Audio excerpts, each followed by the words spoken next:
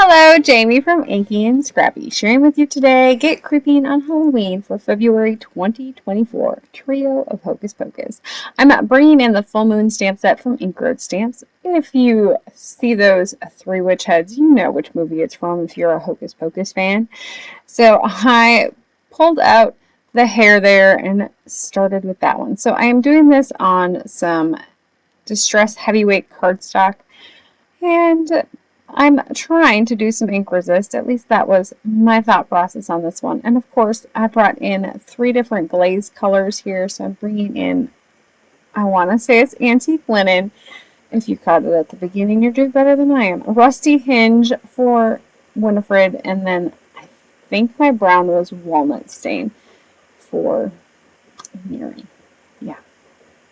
So I did do this one kind of one at a time, blocking off, and going that route. It took forever. I'm not going to lie. I want to say it probably took me 10 minutes to get those 3 heads done. And so when I wanted to do a couple, I was trying to do some pattern paper here. At least that was, I was aiming for 1 card and it ended up turning into 3. It's like a little Halloween bonus. I mean, there's 3 witches, so really, it was a 3 first. So the second time I did it, I thought, you know what? I'm just going to try my hardest to, stick my glaze onto each individual head and go from there. It actually worked really well to do it this way and a whole lot faster. My other thing was I could definitely, if I mixed the colors, because that's what I was kind of planning on doing, but then I was like, if I do one at a time, it might work out better. So if I had mixed the colors, I'd have probably just either saved it and done some other technique with those 3 colors, because they would have, worked well together for something else. But the other thing that I could have done was just, chucked it in the bucket. And so that was kind of, I was like, well, if it works, it works. And it did work pretty good,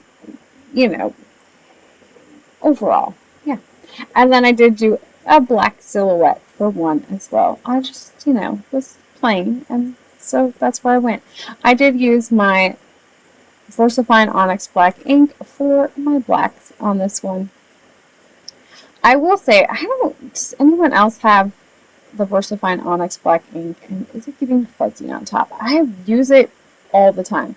I'm going to try to take a razor and trim like the little fuzzes off the top. For some reason it got fuzzy. I don't think I noticed it so much on this stamp set, but on my red rubber I noticed it a little bit more, so it's annoying. Anyways, so I'm bringing in some Distress Oxides in, of course, Villainous Potion, and then I'm also bringing in Rustic Wilderness. Yeah, I think that's the goal. Rustic Wilderness. I got inspired by that color combination because, it's what one of the witches wears, and that's kind of where my mind went, and that's how it stayed. So on the one, I just kind of did blobs or circles, and then of course I splattered it with some Hocus Pocus Distress Mica spray stain as well. And I will do the same for the other one. I'm going to blot off a little bit, and then of course I'm going to try to clean off my embossing powder there. Oh, it's not really powder anymore. My embossing there to get that over inking off the top. Buff it off, and then yes, adding a little bit of water helps to get the rest of it off as well. So I am going to heat this one here. I wanted to make sure that it was dry so I can do some more embossing over the top. So for this one, I haven't done this technique in forever, where you put a color underneath or a stamped image underneath, and then you do a layer of clear embossing on top of it. And then of course you come in with a dark color or a different color, something that is going to change color on this, and then you have the colors underneath are visible through that clear embossing powder. That's what I was going for on this one. I probably would have, if I could do this one again, I would probably block off the heads there, or the hair, because the one like really sat on top. Even after heat setting, I kind of thought it would have heat set into the hair a little bit more and not been quite so noticeable, but you can definitely still see the words on top of the hair. It, you know, it is what it is, and yeah, you know, I'll go with it. It's fine. So I did the first sentiment stamp, and then I'm coming in with a second sentiment stamp. I'm almost done with this clear embossing powder in my thing.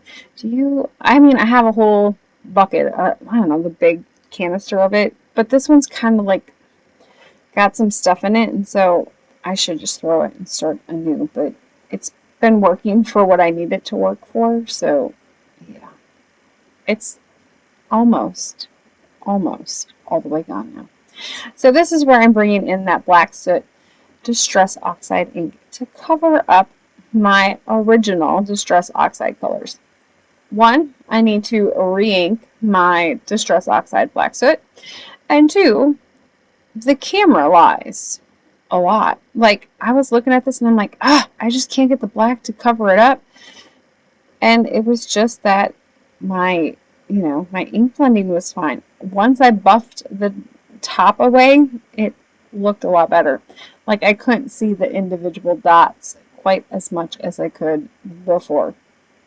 So that is that panel pretty much done. I mean, you know, I'm still just making paper. Let's be honest. I'm playing. So for my other two here, I'm bringing in, this one I'm bringing in that black, I don't know, transnose. It's not grit paste in black. It's just, I don't know. What is that one called? It'll come to me later. Anyways, I'm doing the black Distress paste in the roses for the bottom, and then I'm going to kind of cover up my heads here, and I'm going to bring in that starry, swirly stencil with some of that Crypt paste. Now, I didn't clean off my spatula here. I did not care if I was mixing that black in with that Crypt paste, you know, because it's going to already kind of suck the colors from underneath, that purple and that green. And so I didn't plan on putting anything back into my grit paste here, and so I just went with it. Yep. And I did add a little bit of water to my grit paste. It's starting to get dry. I need to put some press and seal on top of that one. But, you know, I was being in a hurry. I added some rock candy glitter on top of the wet paste. I probably should have softly pressed it in a little bit more. So I set those to dry, and then the next day I came back to them. So I did, you know, rub to get the glitter. I wanted to get the excess glitter off, and so when I kind of rubbed a little bit to get the excess glitter off, most of it came off. It's still got a little bit of sparkle and shine there, but not as much as if I would have pressed it into the paste a little bit, I think. It probably was, I don't know. It was what it was. I brought in some of my Trinity stamps, mini slim die cuts. So I'm using both the stitched stack and then the modern embossed stack for these. I was trying to do this one in both of the biggest ones, which are the 3 inches tall, 3x6s. I think one's just slightly under a 3x6, but, you know, it ended up being about a 6-inch, because I didn't measure it, I just kind of cut. And so it ended up being almost a 6-inch piece of paper. It didn't quite work. My die cut machine made it wiggle, and yeah. So I did end up cutting the one down a little bit smaller. I also brought in some gold cardstock. I think this one was Recollections brand. I'm not positive. I have a lot of different, you know, metallic cardstocks in my stash, so any metallic cardstock works. So by bringing in that gold, I was inspired because I had card class the night before, and I had done some gold embossing for some sentiments.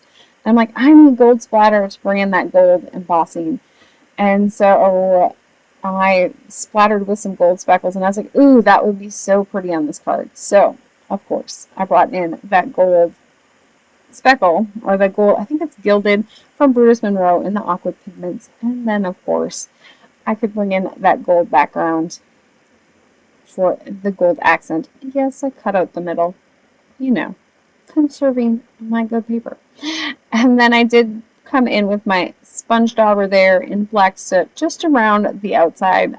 I didn't feel I needed to do a full piece of black. I really just wanted to hide that white. So by doing that black on the outside just a little bit, it adds to the ink blending that's on this one. And, you know, it was quick enough or easy enough. And there we have it. So I ordered some, I thought, double-sided adhesive foam sheets from Amazon. Okay, I searched up double-sided foam sheets from Amazon because I was out of the ones that I had previously bought. And they had these like 9 by 12 sheets for super cheap. I did not read that they were only one-side adhesive, so it was basically craft foam with adhesive on one side. So obviously I have a bunch of it, so I need to use it. So I brought in my die-cut double-sided tape, which is like that 5 3/4, I don't know, it's like 5 1/4 by a roll. And so I put that on the back of it, and that's what I will be using for a while now when I do my full sheet, you know, pop-up sheets. It works really well. So if you do a mistake like me, that is one way to fix it. The other way is if you go to the craft store or the dollar store and they have the one-sided foam craft sheets, it works well to do like your score style tape on the back of it and make it two-sided foam tape or foam adhesive sheets. It's just a fast and cheap and easy way to get that, you know, full foam effect without all the little tiny squares. I hate peeling the backs off of them little tiny squares. Yeah, and this way, for at least a mixed media, I like to do the full back in foam adhesive because it holds it down better, in my opinion. So, for this one, I brought in some purple colored cardstock, and then I shouldn't say for this one. I'm not exactly sure which one's going to be the purple colored cardstock. So I brought in, here we go, the purple colored cardstock for the other one. I wanted to add a little bit of distress black soot around the edges to darken it up and kind of give that center, I don't know, the center image there a little bit of a focal, you know, lighter. So it was, I don't know, focal highlight. There we go. That's the words I'm looking for. Words are hard today, people. I can't even explain. Alrighty. So once I have my edges inked there and I semi-clean up my workspace, yeah, I've, you know, got myself into maybe a 10-inch by 10-inch square today. It is what it is. I'm going to bring in that foam board or foam sheet again and cut that down again to fit on the back of this one. See how quick and easy this is? So yes, this is the side that I had to put my double-sided foam adhesive on, and then the other side is just the one and done. So there is that one. You know, I always think I'm done. I'm never done. It's how I roll. So I brought in some purple plaid paper from Echo Park, I do believe, for this one. It's not the exact right purple for this one, but I liked that it was just purple and black, and it kind of went with, you know, I'm a sucker for a cute plaid. What can I say? So I did cut this one down just a little bit because my card base was a little off. So for most of my card base, 2 of my card bases were 6-inch, a 6-inch scored at 3-inch, and then I did do one at 6.5 by 3.5 was my bigger one. So if you were wondering card base size, I usually do, well, it depends. Sometimes I do the heavyweight cardstock, the accent opaque 100-pound card weight for my 6x6s.